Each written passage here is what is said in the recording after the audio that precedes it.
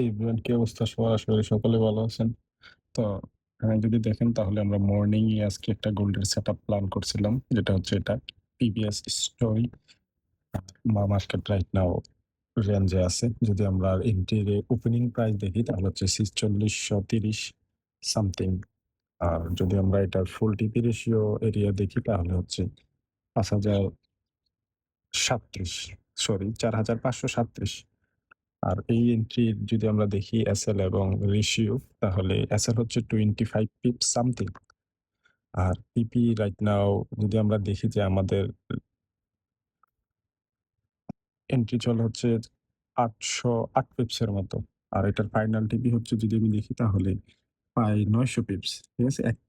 ১ pips এর মতো কম। ৯০০ pips এর মতো হচ্ছে এটার ফুল টিপি। যদি আমরা রেশিওর দিকে তাকাই তাহলে 1:45।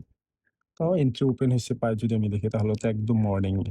একদম মর্নিং এ এন্ট্রি ওপেন হইছে। এরপর থেকে সেটআপে এখন অব্দি আছি।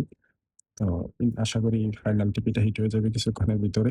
তবে একটা ভালো দিন গেল। খুবই গুড ডে গেছে আজকে।